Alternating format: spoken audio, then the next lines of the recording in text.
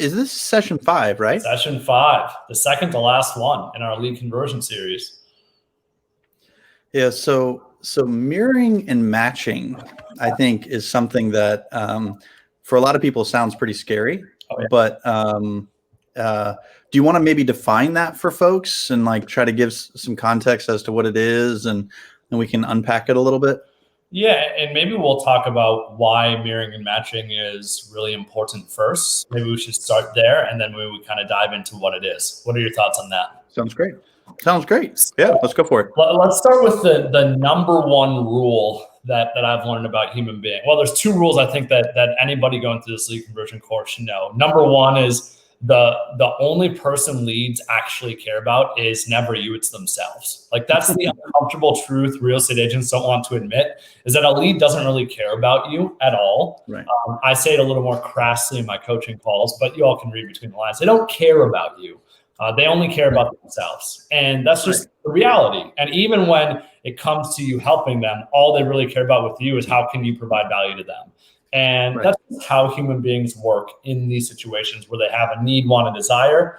You are either going to help them get that, or you're going to be a hurdle in the way to get that. And that's how they're going to be sorting you into those piles, right? So that's the first big thing. The second thing that we need to recognize is, naturally as human beings, we always like people that remind us of ourselves, right? The person we all like the most is ourselves. Mm-hmm. And the reason we like ourselves most, I'm gonna have to go shut off my messenger here. That's annoying. Oh my goodness sakes. That's really annoying. You set it up. Yeah. Exactly. So the point behind it is that we like ourselves the absolute most. And the reason it's psychologically pretty easy to understand. It's because we're familiar with ourselves. And we like people that remind us of ourselves because we're familiar with it. It's the normal in our world. But really, honestly, the whole darn point behind mirroring and matching is simply this, is that we are, I guess you could say, morphing ourselves. We are being a chameleon to blend in to be just like other people. So this is the science behind it, that people will like you more when you remind them of themselves. Now let's take the opposite, right? Let's beta test this real quick in a little test. If somebody is the opposite of you and you encounter them in any form of process, those people naturally scare you. They make you anxious. They make you uncomfortable, right? That's what we generally see. And I'm not saying that, if you're mirroring and matching, we're going to talk about some steps. We're going to give you some takeaways on how you can mirror and match here in a little bit. We're going to walk through some of that. I'm not saying you have to go from being a not at all introverted person to the quietest person in the world on a call, but you sure as heck you can't stay if you're the most extroverted person in the world and you're talking to somebody who's extremely quiet. You can't stay up here. You have to come down to here, right? If you're going to do it visually. And the point behind that is, the closer you get to this, the less distance between you, the more comfortable that person will feel. Right. Let's give a really good example of this, just offhand. Let's say, hypothetically, I'm a very direct, to the point person, and I'm in a schoolroom full of teachers, and I walk in, right? And one thing you should know about teachers is generally teachers as a whole tend to be more S-oriented, right? On the DISC profile, meaning they're more steady, quiet, they're the helpers, and same thing with nurses. If I go in as a high D and I'm hoorah, loud, to the point, the teachers are going to naturally dislike me because I'm not speaking in their language. And it doesn't matter. This is the thing you all need to realize, is the content of your message matters so much less if there isn't alignment between you and them. So the whole point behind mirroring and matching is simply this, is that in a conversation, Barry, whether I'm texting with you or talking with you, it doesn't matter. I'm mirroring and matching you. I'm becoming a chameleon. I'm morphing myself to become more like you. That's the whole point behind it. And we're going to talk about some of the things you can morph, some of the things you can intentionally focus on changing. And the funny thing is this, you actually already do this. Everybody does it. It's very subconscious that you do it. Right. But if you want to master it, you have to bring it to a conscious level, and then it becomes more normal. A really good example is, I am an 11 on the I, meaning I have zero extroversion in me at all. But if you see me at an event, I have conversations with people all day long. And it's because I've built a tolerance to it. I've built this tolerance to mirroring and matching and having and changing myself and becoming more and less like others. So anyways, What do you want to add to that, Barry? Yeah, it makes perfect sense. And I always taught mirroring and matching by reframing it, being a true leader. Servant leadership is not standing at the top of the mountain and saying, come here. It's going down alongside the person at the bottom of the mountain saying, let's walk up it together. Right. And, people don't always remember, and this is to kind of speak to something that you just said, by the way, which was really insightful. They're not going to remember everything we say. No. And that's what you were saying. And they're going to remember how we made them feel. Mm-hmm. And, I'm a firm believer that if we want to, we can relate to just about anybody. Mm-hmm. And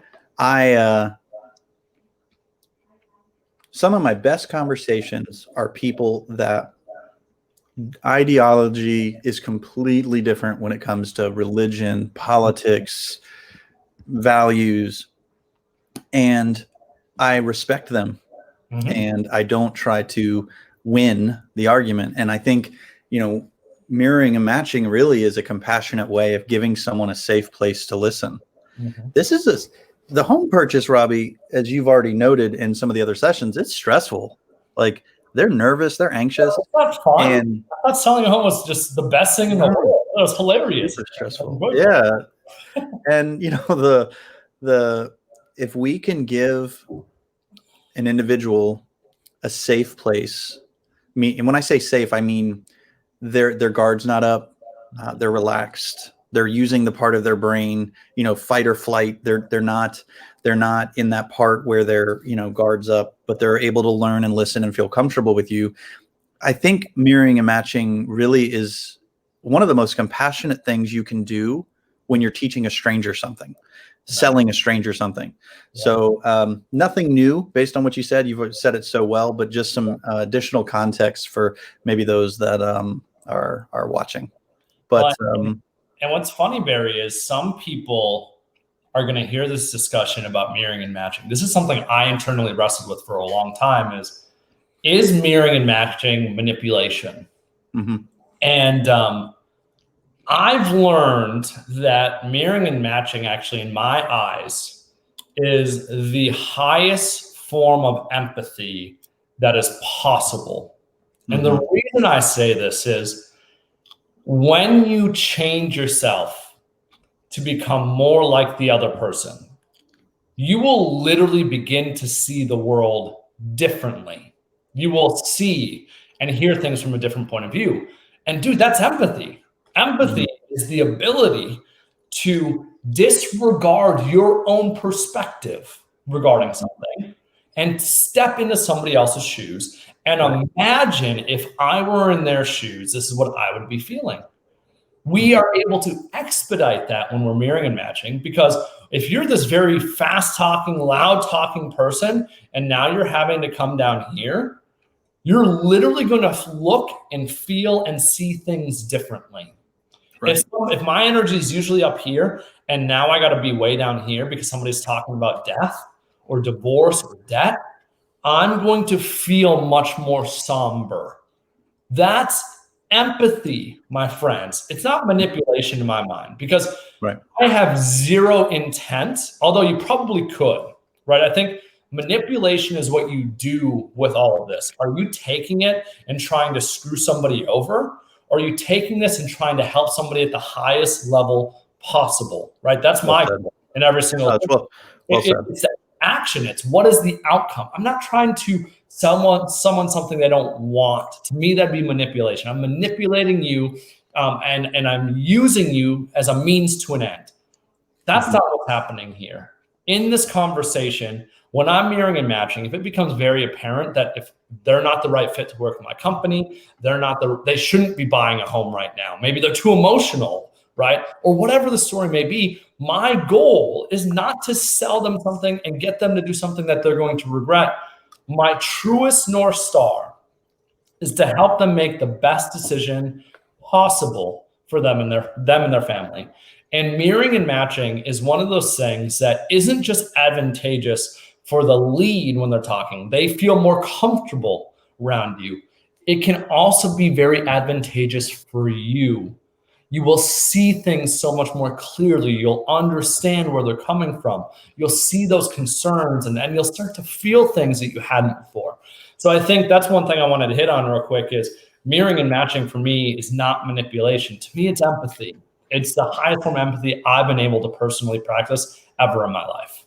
Yeah, I mean, I think people confuse a subject like, first of all, you always get my wheels thinking. So it's like, as soon as you stop, I just want to talk.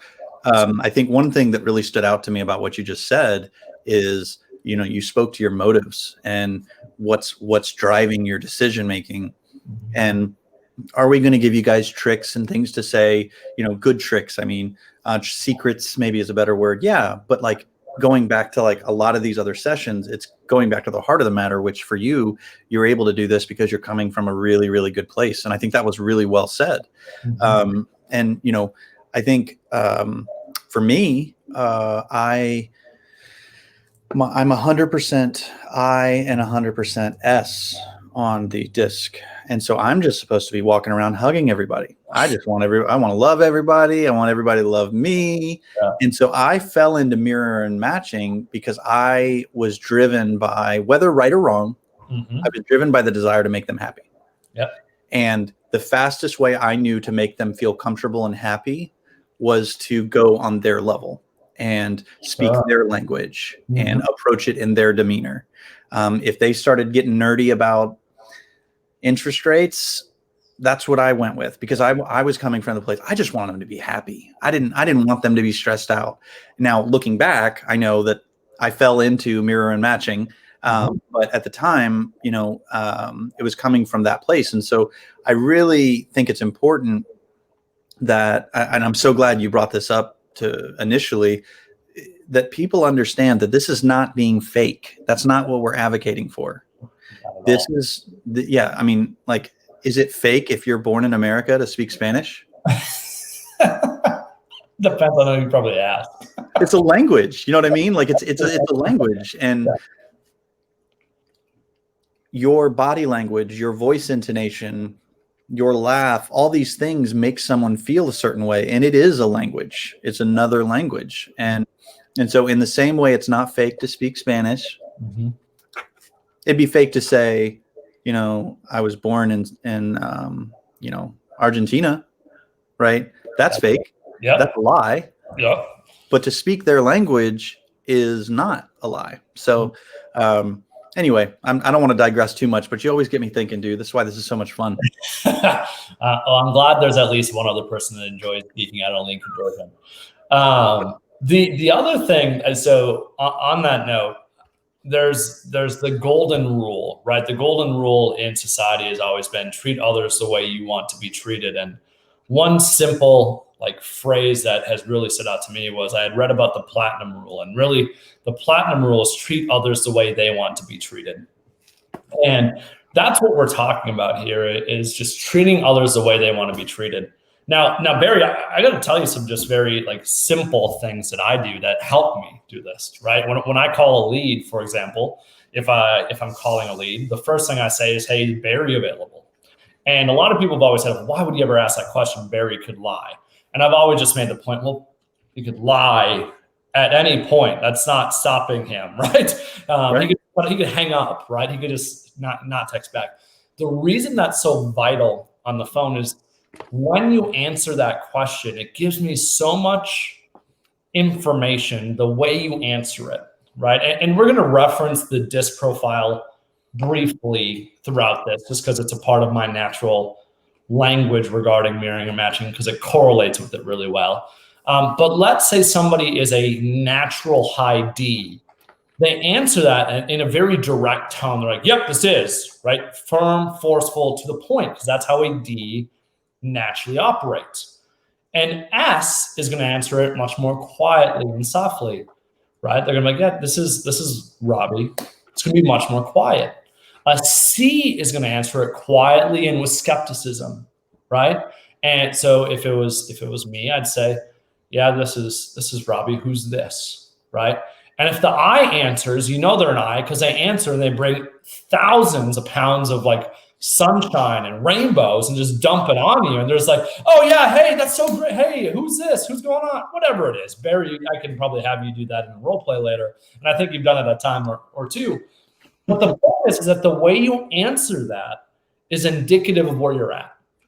And I usually, when I make my calls, kind of go in at the middle point on almost everything. We're going to talk about 6 key things that I think will influence your mirroring and matching, especially voice of in person, voice to voice, whatever it may be. And actually, seven things, by the way.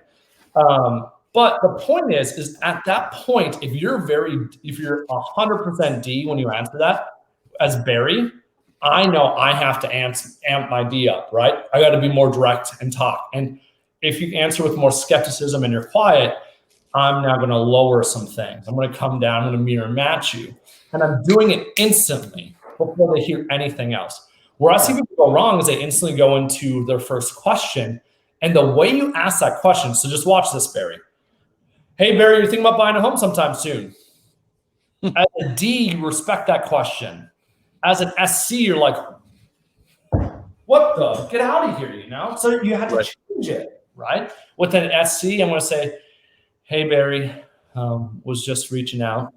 Saw a website you were looking at some homes on one of our websites. And I wanted to see, Barry, if you were just kind of looking for fun or to see if you plan on making a move sometime soon. But I'm going to slow it down.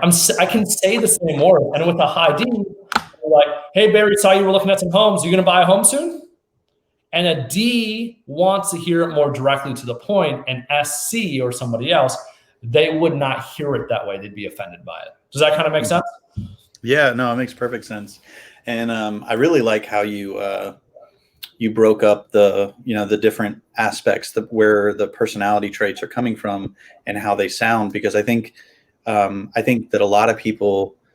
So, for example, if you're a warm and fuzzy person, right, and you talk to a D, you might, who's maybe more direct and forceful, maybe you're going to be anxious or you overly react to that. But I think if you remember what you've just reviewed, I think it'll help them kind of put it in a box and say, okay, this is this type of personality, and I'm going to try to navigate it. And so, yeah, no, this is great, Robbie. I think. Some of the people that I've talked to about mirroring and matching, I think they just think that it's literally like a mirror, and it is. It's more. It's mirror and matching is a two-way street. It's something that I'm adapting to you. My mirror doesn't adapt to me. It just reflects me. Yep. So anyway. And where full name, Barry, where I see people go too far with it is you're mirroring and matching, but you're not a sponge. What I've seen happen sometimes is people become a sponge and they will have, because there's a lot of heartbreaking conversations you'll have in real estate. And if you're a sponge, if you're talking to 20, 25, 30 people a day, which is very normal in my world when I was an ISA, right? Or maybe even more. Truly about half those conversations, if they were thinking about doing something, were negative, right? Half of the reason people are buying and selling homes are not for really, exciting reasons. That everyone's like, I don't know if I really believe with that, or I don't believe it. I'm like, I guarantee you, it's just people aren't telling you it. They're more comfortable telling me the shit they're going through. Sorry for the S word, but the crap they're going through compared to most other people, right? And because people have to feel very comfortable to open up about it. And so the interesting thing is when you're doing that, if you're a sponge, what happens is that eats at you. And like, dude, you can easily become depressed. I've coached many ISAs or lead converters because they absorb the negative energy that person's been living in. And it's so easy. So you got to be a mirror to the person, but don't be a sponge of it. Don't absorb it because it will ruin. And usually what it means is when you get off a call like that, you got to go take some time and take a break, right? And just like, And it should create perspective, right? That's where healthy is. My heart breaks for Barry because Barry's going through this. Mm-hmm. And I love Barry because he's another great human being, but I can't carry his weight for him. I can't do that forever. So that's another little interesting piece. Yeah. No, that's good, man. And I think that will keep people from being too bummed out when they are absorbing and hearing. And I had to learn that when I was pastoring the church. You know, you can care about someone's problems, but if you take them on, you're worthless, you know. Right. And I think another thing, to think about, there's the platinum rule, the golden rule, and then there's the silver. And the silver rule is don't do to others what you don't want them to do to you. And most agents, when it comes to a lot of the lead conversion topics that we're discussing, mirror matching being one of them, you know, they think that somehow because they're not coming from, they don't even maybe know what empathy is, or, they think that I don't want to be a slimy chameleon, you know, I want to be true to who I am. And ultimately they don't do. And so they're not trying, and they're not putting themselves out there and adapting to the consumer. And what that means, and I had an agent, man, that he only was able to connect with a specific kind of client. And it was people like him, right? What's that? It was people probably just like him. If I had Yes. Yep. Yeah. And I would listen to the calls and I would give him specific feedback. And, you know, I'm coming from my warm and fuzzy. I want to give the guy a hug. So I don't want to make him mad, but at the same time, I need to tell him the truth. You know what I mean? And so I'm like, hey, you notice you're only selling homes to like one type of person? What do you mean? Well, you know, you're not branching out. I said, your sales price over the last 4 years has stayed the same. Yeah. The area you're selling has stayed the same. And you're always calling on the other side of town, but you're not adapting to them. And he finally started to catch on because I was pretty annoying about it. But, I keep bringing these stories out because what I really want people to understand is you can do this in the right way and be amazing, like, you know, and be not only a good human, but like you can sell a lot of houses with this. Yeah, you absolutely can. So there's a couple things that I would recommend. You had said some people don't know what empathy is. And one of the big lessons I like to teach there is there's a massive difference between empathy and sympathy. And what it really comes down to is sympathy is me telling someone I'm sorry or something like that. And here's what I'll tell you. And I want you all to feel this for a moment. If you've gone through something in your life, maybe you lost a loved one, a family member, gone through something, a divorce, something that sucks. And we've all gone through something, right? Whether it's we lose a grandparent, a parent, a spouse, kids, whatever it may be.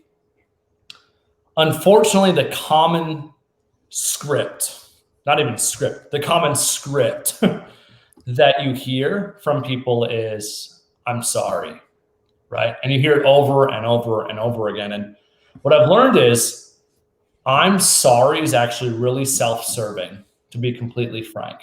So if Barry, you're going through something and you told that to me and I say, I'm sorry, or I'm so sorry, what I've seen is a lot of people use that and then they immediately transition the conversation to something else. And what I've learned is that there's a major difference between sympathy, me saying I'm sorry, and me being empathetic. And I think what it really comes down to is we like to be like problem solvers, and we're recognizing we can't solve this problem as humans. And what you need to let go of is you need to let go of the attachment that you're going to solve, that your words are going to solve the problem. It's not going to, right? Rather, what you need to realize is what that person craves more than anything is somebody just signaling that that person is there with them. Yeah. And when people have told me the worst things I've ever heard, I didn't say I'm sorry. I've honestly, you know what's happened sometimes, Barry, is I'd said nothing. Yeah. Nothing. Right. And I was like, Barry, my heart breaks for you. And I honestly don't even know what to say to you right now. Yeah. Because I didn't. Right. And that's because the last thing people want in those moments is me to say, I'm sorry, let's move on in the conversation. They want you, if they're being vulnerable enough to share it to you, they want you to respect that vulnerability, not be dismissive of it. And that's the problem with I'm sorry is it's dismissive. It's in a box. I'm sorry about it. Let's move on. And empathy is showing another human being that you're willing to be there with them through that. And that's what humans want. Do you see the human psyche has two main driving factors, and there's layers into everything we've said, but the driving factors, we all want to feel important. And we want to feel like we matter. Like that's Dale Carnegie said, that's the number one driving factor. And I agree. It's we want to feel like we matter. Right. And we want to feel like our story matters, like it's validated. The problem with I'm sorry is it's dismissive and moving on. And if you want to go read about this, if there's somebody that I trust more than anyone when it comes to empathy, is go check out Brene Brown's video, Empathy versus Sympathy. She walks through this extremely well. And trust me when I say this will help you be a better husband, father, son, wife, spouse, leader, manager, whatever you are is going to help you be better, because we're very hardwired, because it's easy to say I'm sorry. We're not hardwired to just be there and be empathetic and show love in those moments. We're just not taught it in a lot of cases. And frankly, I was fortunate enough, Barry, that my mom has always been an emotional firefighter. What I mean by that is she, when other people are emotionally impacted, was never the person to run away from it. She leaned into it. And I don't always agree with the way my mom did it at all, but I saw her run towards it, and that was a habit. And for me, I can have really deep conversations with people because I don't make it about me and me saying I'm sorry. But watch that stuff by Brene Brown and read her book. She is brilliant, probably one of the best people in the world. And she's a super direct high D. So all you business owners out there, you'll love that somebody talking about these things called emotions and empathy, these little touchy-feely things are coming from somebody who drops the F word all the time in her book and is direct to the point and has many multi-million-dollar businesses. And that's what's cool about her is she speaks a lot of CEOs' languages, right? It's why I think, honestly, she's kind of ballooned is she knows how to mirror and match, whether it's her or she got lucky, I don't know. But yeah, she's probably a little bit of both, let's be honest. But what I think I want people to hear is empathy trumps sympathy. I would have been doing people a disservice in those moments if I would have been, I'm sorry, because I'm sorry always follows up with me saying something else. It's always dismissive every single time. Yeah, this is such an insightful dimension of mirroring and matching, Robbie, that you're highlighting. I don't think it's something that is thought about enough because it does make you a good human. Yeah. But, I think I remember somebody that was grieving. I said the typical, I'm sorry, they're in a better place. And I tried to make them happy and encourage them out of being sad. And the person looked at me and said, you're just giving me platitudes. You're just trying to make it go away for yourself. And I was like, oh, it wrecked me. When someone finally has the courage to call you on that, it wrecks you. Yeah, it really does. You nailed it on the head. It's your words, I'm sorry. And then, so Brene Brown talks about how a lot of people say, I'm sorry, but at least, right? So what happens is like if parents, for example, if one parent is being vulnerable about how their kid's struggling in school, some parents will say, I'm sorry, that sucks, but at least your kid's alive. And it's dismissive, right? And it doesn't mean that it's not logically and intellectually wrong, right? The last thing a human being wants to be told, though, is that your feeling is insignificant. That's what you're doing accidentally when you do the I'm sorry and dismissing it as you're saying it's insignificant. And don't get me wrong, I mess this up all the time. It's called being a freaking husband. I screw it up all the time, friends. Okay? I'm the biggest polluter of this. All right? No, I'm not. I do this all the time. I mess it up. But what I've learned is no matter what the emotion is, I try to fix it. There's a really funny video it's all about a gal who has a nail in her head. and she's talking about how blah, blah, blah is going on. And her husband's like, if you just remove the nail, and then eventually she's like, it's not about the nail, right? There's always something else. And the reason that is human beings' emotions are incredibly complicated. And you're trying to fix an emotion that will not be fixed by something you do right then and there. It's not going to be by justifying that life's really good or they're in a better place, right? There's nothing you're going to say that's going to fix it. What can happen is you can allow them to open up about it. You can show love. You can give a hug. For me, silence is a hug in that moment, right? It's just being there. And then truly there's like this, there's these moments that will just stick with you for your life. You know, I've mentioned a few of them on these calls where the person just tells you more about it. And it's one of the most honoring things I think that you can do for any other human being. And the cool thing about it is that's what creates prolonged business. That's what creates cheerleaders that rave for you. Is not just the person's house that you sell for the most amount of money, right? By the way, there's this big misconception about what people really care about when it comes to selling their home. And I guarantee you that's not what 85% of people care about. It's, do they feel like they're your number one client? Again, it's a drive of, do I feel like I'm the most important person in your world? That's all they care about. Even if you sell the house for a little bit lower than maybe what some others, they don't care about that as a whole. There's exceptions to this rule. They're called C's, and they only care about the numbers, just so you all know. But other than that, most people care about feeling like they are the most important client. So anyways, I would check those out. I would check Brene Brown out. She hopefully can help you understand it, because this stuff is complex, man. This is emotional cognizance, I guess you could say, or whatever. It's different. Well, and, you know, I think before people tune out and they're like, wow, they're going really warm and fuzzy, emotional, you know, if somebody has the courage, you said this last session, something to this effect, I'm not going to say it as well, but, you know, someone has either the courage or the desire to share something really, you know, that's challenging with a new stranger or a new person you're talking to, and then we dismiss it, you know, that is not mirroring and matching. You are not coming alongside them. And what I'm about to say is not natural for me. And every time I do it, it feels horrible, and it also feels wrong. So it goes against everything that I'm wired to do, because I want their sad or issue to go away. And so this isn't just the person like in deep sadness. This is also the lead says, why do you guys keep calling me? Right. It could be opposite extremes. And I talk to them about it. Yeah. Amen. So let's use an easy one. Yeah. Like, I lost my spouse yesterday. Right. There was a time where I'd be like, I'm so sorry. I'm going to go ahead and let you go.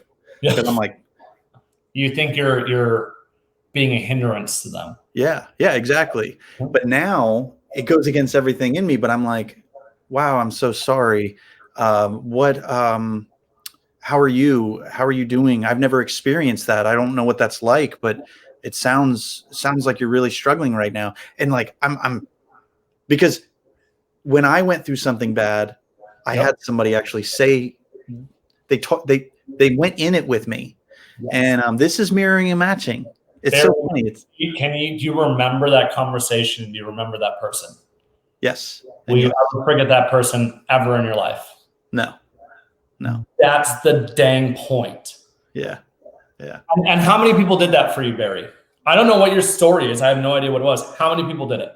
One. It's so unbelievably rare, right? Anyways, I just wanted to accentuate that. Those moments are unforgettable moments. It's like you taking a brand and permanently searing it into their mind because you did something that nobody else is willing to do. Right. That's it. And this is the power that is given to us when we're speaking to strangers about buying or selling a home. I mean, this is a huge opportunity to be bigger than just making sales. And you and I both know this, Robbie. If they do this, they will sell a lot. they'll sell more every time. Yeah. They will. They really will. And, I've got a new agent that I referenced a few sessions ago with you that continues to perpetually find herself in people's mess, not in the bad way, in a positive way. They're dealing with this and that, and I actually, it was funny, on the huddle this morning, I said to the individual, I said, you are finding yourself in the mix with these people. And some of them are buyers. Some of them probably will never be able to buy. I said, but is that natural for you? Because, the other new agents on this huddle right now aren't making connections like you are. So can you share with us how you're coming to this? And she's like, yeah, I just always find myself being an armchair counselor. I just can't help it. I was like, well, that's why you're going to do really good in real estate. So anyway, I keep getting us not really off track, but it's great. I think that's a really good point. I think, I hope all that makes sense. I hope this is clicking for people and that this is so much bigger. Now let's talk about what it actually looks like, right? Like, how do you start mirroring and matching?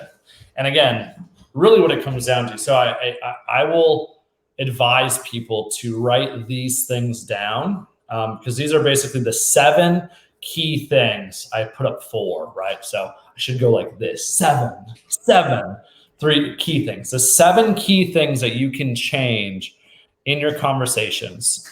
Some of them you can change in person, some on the phone, and some in text. And we'll kind of dive into each of those things here in a moment. But these are the things that you can change about your natural self to better fit who you're speaking to, right? And the whole point of this, I hope you're realizing, the whole point of this lesson is, 1, you should hopefully understand like DISC and understand people are different than you. Number 2 is hopefully you understand yourself a little bit better. And number 3 is hopefully, this is probably the biggest thing, I want you to understand how others perceive you better, right? That's key. So here's the 7 things. 7 things. Number 1 is the speed at which you're speaking. All right. I'm a pretty melatonin / I speak semi-quickly. I can get going. I know I can go pretty quick. Some people speak like this. It's funny, Barry, because I have a lot of clients that use our system and messaging in Sierra, and I do all of my customer service support on an app called Marco Polo. And there's a really cool feature in Marco Polo where you can 1.5x, 2x, and 3x people, so they're going faster or slower.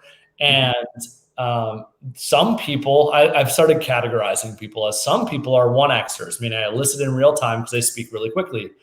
Some people are 3xers. I turn that 3x on and it sounds like some of the 1xers. So I'm making it go 3 times as fast and they're literally slower than the 1xer. All right. And it's funny. Anyway, so I bring that up because not everybody speaks at the same rate of speech. It goes differently. So that's the big thing. Speed is really how quickly you're speaking. And I'm mirroring and matching. If I know I'm right here and somebody speaks slower, and I can't speak like this and keep going really, really quick because they're going to be really, really offended because they're not going to hear anything I'm going to say. I have to slow it down and be able to bring it down maybe even slower than this. Or we're also not going to hear anything I'm going to say. The content of what I'm saying won't be heard. So that's number 1. Number 2 is tonality. Right, tone is pretty basic. It's the inflection of going up and down in different ways. Number 3 is total volume. So really loud to soft and quiet. Obviously, if somebody's really loud, you probably got to speak a little bit louder. If they're really quiet, you got to bring it down. That goes hand in hand with tonality quite a bit. Okay, those ones are regarding our voice, right? Let's move into the ones that are a little more interesting. Number 4. Body language. Some people say, well, how can you mirror and match body language on the phone? Here's what I'll tell you. If I'm talking to a high I, guess what I do? I get up and walk around every time. Because Barry, I know dang well when you're talking on the phone, my friend, if you're in your natural state, you're walking around, high energy, moving around, right? I do that to literally change my physiology to match a high I energetic person. I realize I can become more energetic. If I'm talking to an S, guess what I do? No joke. No, that's good. That's good. Tony Robbins talks about this, right? If you want to change your energy, right? If you want to change the way you see the world, change your physiology, right? And if I want to see things from their perspective, if I'm talking to an SC who's really soft and skeptical, I'm literally going to curl up even more and talk like this. And guess what I do when I'm talking to the D? Stand up, chest out. I'm not going to do it because it looks weird with the camera, but I literally turn myself into a gorilla. I pound my chest a little bit because that's what Ds do. We're going to fight. We're going to throw some poo at each other because that's what Ds do. They're directing to the point. So I change my body language. Obviously, in person, there's other things you can change. If somebody's slouching a lot and you're sitting across the table from them, you need to be, slightly bent over. Even if you're normally, boom, like that, you got to mirror match it. So I'm changing my physical nature to match. Again, here's the thing with all four of these so far. I guarantee you do some of this subconsciously. I guarantee it's already happening. What you do is you start consciously doing it, and it hardwires it more into your subconscious. It's one of my things. As odd as it sounds, there is truly no situation I can ever find myself in where I will feel out of sorts, because I'm just so used to mirroring and matching and being a chameleon. I can go from being in a room with a 99D to a 99 SC and polar opposites, and it's easy for me. The only reason that's easy is because I practice, intentionally focus on altering pieces of myself in phone calls or in person. It's how I roll. So add to that real quick. I got some more, but add to that real quick. Yeah, no, I think that the body language aspect isn't discussed at all, ever. I was thinking about, from the person that's watching this course, especially if you either are newer or you don't have your skills sharpened as far as phone skills and things like that, there's a chance you could start to feel overwhelmed. And so I just want to highlight that self-awareness for me about what's going on is something I'm learning. I'm still growing in. It did not come to me naturally. And one of the things that helps me, so mirroring and matching, you notice Robbie he's got a body language for each type of person he's talking with. And it is predicated on him knowing the type of person he's talking to. Right? Because the person doesn't say, "Hey, Robbie, just an FYI, I'm a D." No, never. I mean, the former serum that we tried doing that. It was an utter disaster. The only way you know is you mirror match from the first few moments of them engaging with you. That's it. Right. And I would just say, this is why I love asking questions. Let the person share their story, come from curiosity, at least act curious, even if you're not. Just learn to grow in curiosity of others. It's a good skill to have. And just, you're going to pay attention to what they're saying. And that's going to give you an opportunity to give them that safe space. But keep going. I want to hear the rest of the 7. Yeah. So number 5 is energy, right? And obviously your physiology impacts your energy greatly. If I'm, that high D and I'm ready to go, I'm ready to fight you, right? I've done this on coaching calls where somebody is role playing and this person's naturally a higher S. And then what I always do, by the way, in role plays is almost always in a role play situation, I start off with them role playing with somebody who's the polar opposite of them. And they hate it. They hate it because it's so scary. It's hard. It is. Right. If you can master that, if you can master mirroring and matching with the polar opposite of you, everything else is gravy. That's truly what it is. So what it comes down to is, I've seen it where people will take the physiology and stand up and do the whole gorilla, pounding their chests. And even if they don't do it physically, they will mentally start doing that. And I will literally have them role play again. And it's like a whole different human being on their end is now having the conversation. It's nuts, man, because they're in a different state of mind. And really what it comes down to is with energy, you usually either have high energy or low energy. And if you're a high energy person and you're talking to Eeyore from, just you heard that right. All right. From Winnie the Pooh, he talks Like, you know what I'm talking about, right? Yeah. You gotta bring it down. I'm not saying you gotta become Eeyore, because goodness, I don't know if you'll ever recover. But you at least gotta bring it down from way up here. The other one, so with energy, you gotta do that, right? And the same thing, if you're a low energy person, you naturally, when you're talking to somebody that's high energy, you gotta bump it up, right? And the point of all this is, I think everybody's different. Your hardwiring has created you to be a very special human being. What I have learned is it's not normal to do what we're talking about. It is exhausting, very exhausting, but it will help you connect better with other human beings. And really, to get to your point earlier, Barry, that helps you understand where they're coming from better, which helps you help other people better. That's really all it's coming down to. Absolutely. Very, very well said. Super interesting. What number are we on? Five energy. So number 6, all these kind of layer into each other. You'll notice they build on each other. And then number 7 is my favorite one. But number 6 is your mindset. And what usually ends up happening is the more you change the speed, your tonality, your energy, the volume, your physiology, the more your mindset changes. You literally see the world in a different shade than you did if you were just being you. And I think that's so valuable, because then it's easier to anticipate and understand, well, what is it this person really wants? And then you can ask questions. Right? Is this what you really want, or what are you really hoping to do here? And you can start asking questions that gauge it. And, one of the biggest things that I think people go wrong with lead conversion is they have yes-oriented questions, meaning I only ask you things, Barry, that get me to yes. And for me, I've learned that you need to balance that with the no's. I want to find the parameters of what do you not want? What would cause you to stop all this? And so I think for me, that mindset helps me understand it helps me understand, like, where's conflicting areas. If I were there in their shoes and I wanted the 4-bedroom, 3-bathroom house for $400,000, but my pre-approval is up to $450,000. Am I willing to pay $450,000? So now I'm going to turn what I think is to be the truth, because I'm trying to mirror and match you and understand where you're coming from. I'm going to ask questions that validate, or maybe that allows them to invalidate my assumption, right? If I have an assumption, I never make an assumption. I ask a question every single time. I'd say something like, all right, Barry, so blah, blah, blah, blah, blah. Is that correct? Or help me understand that a bit better. So that's number 6. And just in lieu of time, I want to go to number 7. All right. This one's my favorite. This one probably applies the most. Number 7 is word choice. Okay. What that literally means is I will start ripping off your phrases, what you're saying. It's just natural. I do it all the time. If the more I hang out with Barry, the more I'm going to start stealing his phrases, and vice versa. It's just how things work. And it's literally mirroring and matching.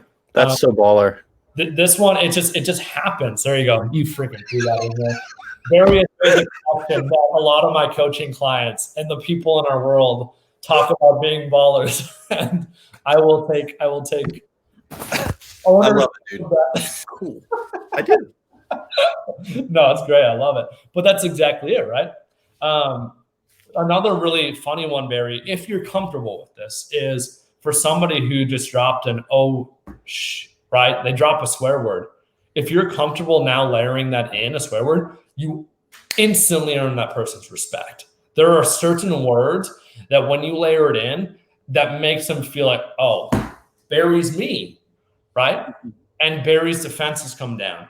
So I've learned that I'll do that, right? If somebody's just, you got to be very careful with this, right? And I don't want you to invalidate. Don't go do something that's offensive to you, your heart, your soul. Please don't do that. I grew up in the back of a semi, so I know every swear word in the book. So that's just who I am. But if someone drops that, it was very, very normal for me to lean into that, right? Yeah. And I can have that conversation. I can start layering that in, and it's just talking back and forth, right? Yeah. The baller stuff is an example. Like if somebody said, dude, that's baller. Like that, I'm like, that's my people. Somebody said low key on a Ylopo Facebook comment the other day. I was like, this is my person right here. Who's dropping low key in the conversation? So it's just like when someone says parts of your language, you're like, respect, right? Yeah. So, and it's the opposite is true. I had a coaching client who was from Tennessee. This was a older person, and I cussed at one of our events in my presentation. I try my best to limit the heck out of it. And it was a hard cuss word. And she came up to me and she told me she was drastically offended by it.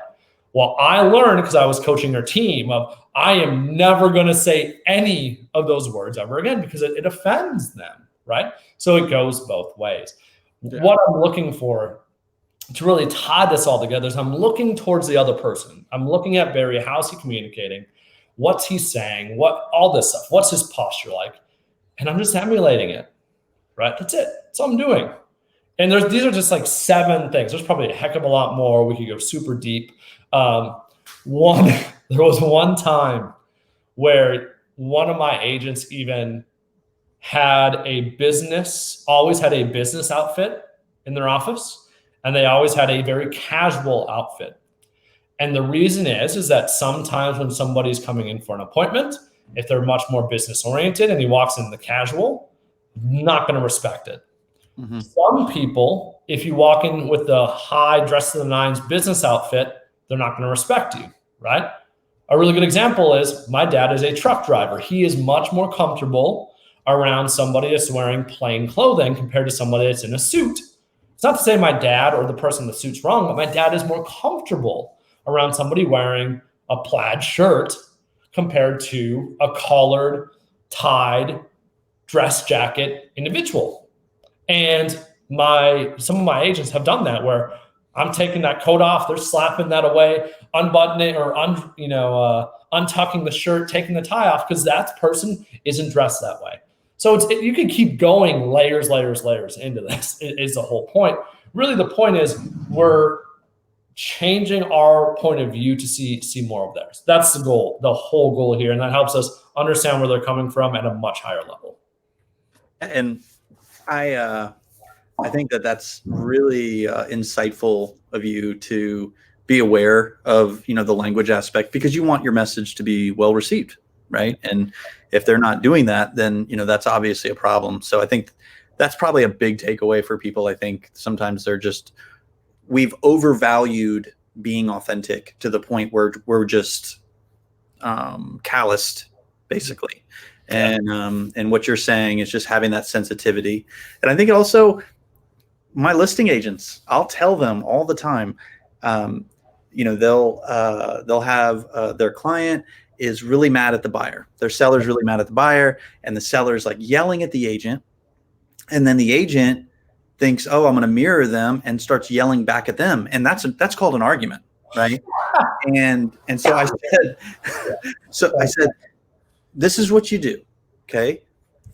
Instead of defending the other party, I want you just to metaphorically, if you guys are looking at each other, I just want you to stand next to them metaphorically and I can't believe they did that. Yeah, that's really messed up. I said, and it'll change the world when you're with the buyer and they're like, oh man, look at that crack in that wall.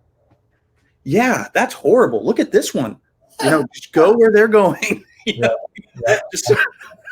especially regarding emotion, right? Because again, the moment you start, there's a difference between being a sponge. I think being a sponge is adding fuel to the fire, I think, instead of mirroring and matching it. That's 100% true. I agree with that. Right. Yes. It's nuts. Barry, did we achieve our goal? Did we talk? Do you think people pulled some mirroring and matching nuggets? I think this is the best one we've done. Actually, I really do. This is one of my favorites to talk about, dude. I love matching. Let's see. Does anybody have any questions in the group? Lots of comments, lots of, people saying, that they learned things. Yeah. I think everybody's getting used to the StreamYard thing, to be honest with you. It's a different format. Sure. But I think that, this is session 5. Session 6 is kind of bringing it all together. And I think that's actually the name of the session, isn't it? Wrapping it up or something like that. Okay, wrapping it up. Yeah. And I think that'll be right after Christmas. Yeah. Lots of double entendres there. Many meanings that are Christmas time, year, all of it. My next baby will be here first week of January, I think. Oh. Due date's January 10th, but she's always had them like a week early. So it's you just cut 1 week off in your mind. Yeah, Robbie, man, I always learn so much just sitting with you in these sessions. And I know I'm supposed to be helping teach, but I just can't help it. So I appreciate, your insight and not only what you're teaching here, but also just the work that you're doing in the community. It's awesome. It really is. So we appreciate it. For sure, man. I'm only disappointed because I didn't see edamame. So I did. I was eating edamame. Oh, you just actually. I just didn't notice. Maybe that was it. Oh yeah, I was. Yeah, here, look. I mean, I honestly, it got to the point where I was picking through them so much, I felt like it was rude, so I put it down. But yeah, no, dude. Brain food is protein. Come on now. 100%. I agree. All right, dude. You have a great rest of your day, man. Thanks, Barry. Peace out, brother. See you.